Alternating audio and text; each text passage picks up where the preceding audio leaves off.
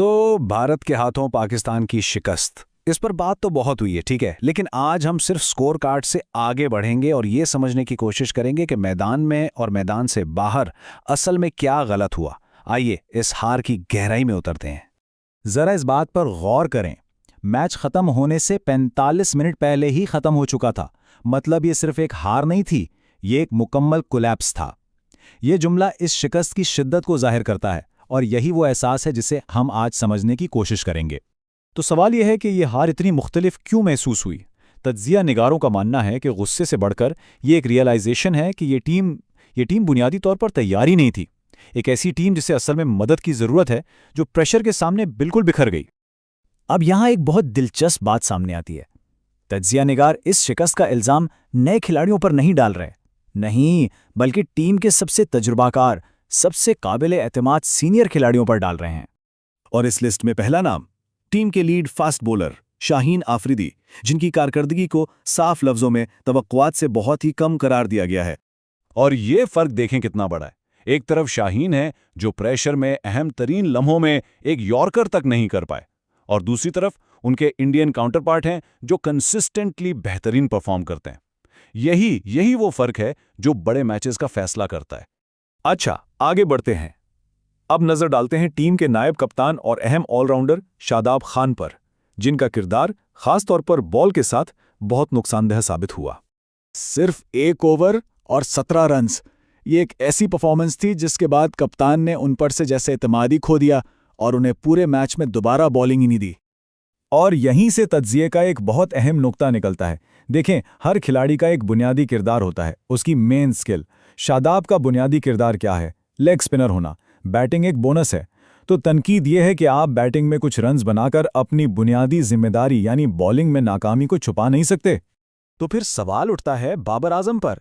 अगर वो टीम को मुश्किल से निकाल ही नहीं सकते तो उनका फायदा क्या है? यही तो उनका काम है ना।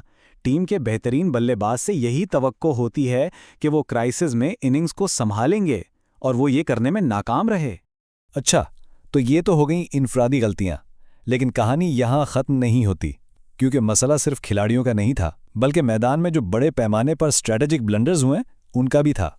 मसलन शाहीन का ओवर महंगा पड़ा, ठीक है, उसके बाद दूसरे बॉलर्स को ठीक से इस्तेमाल ही नहीं किया गया, या फिर इतने सारे ऑलराउंडर्स को एक साथ खिला दिया कि किसी का रोल ही वाज़े नहीं रहा।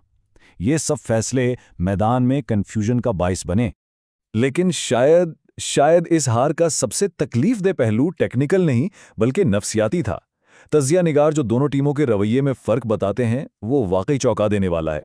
एक तरफ पाकिस्तानी टीम थी, चेहरों पर घबराहट, परेशानी, और दूसरी तरफ एक बिल्कुल पुरसुकून प्रोफेशनल इंडियन टीम जो बस अपना काम कर रही थी। ये फ़र्क ज़मीन आसमान का था। और फिर ये जुमला आता है जो शायद सबसे ज़्यादा चुभता है। ऐसा लग रहा था जैसे वो जिम्बाब्वे के खिलाफ खेल रहे हों। मतलब इंडिया के लिए ये कोई बड़ा मैच था ही नहीं, बस एक और दिन, एक और जीत। ये किसी भी हरीफ के लिए सबसे बड़ी तौहीन है। और ये रवैया सिर्फ मैदान तक नहीं था। इत्तलात के मुताबिक मैदान से बाहर भी प्रोफेशनलिज्म की शदीद कमी थी। ये जाहिर करता है कि ये मसाइल किसी एक दिन की खराबी नहीं, बल्कि एक गहरे सिस्टमैटिक कल्चर का नतीजा है। तो ये सब हमें इस सवाल पर ले आता है कि अब आगे क्या होगा, क्योंकि ये हार कोई एक आइसोलेटेड इंसिडेंट नहीं है। ये तो नाकामियों की एक लंबी, परेशान-कुन जंजीर की ताज़ा तरीन कड़ी है। और ये कोई पहला मौका नहीं है।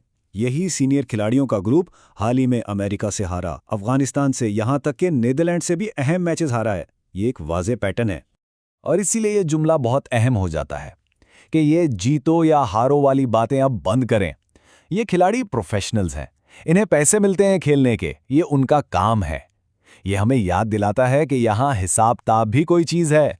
तो हम इस तज्जिए को इसी एक सवाल पर ख़त्म करते हैं। क्या ये खिलाड़ी वाकई मुआवजा लेने वाले पेशावर हैं जो सिर्फ अपने काम में नाकाम हुए हैं? ये एक ऐसा सवाल है जो हमें प्रोफेशनल स्पोर्ट्स की नौइयत और कौमी नुमाइंदगी की जिम्मेदारी दोनों पर सोचने पर मजबूर करता है।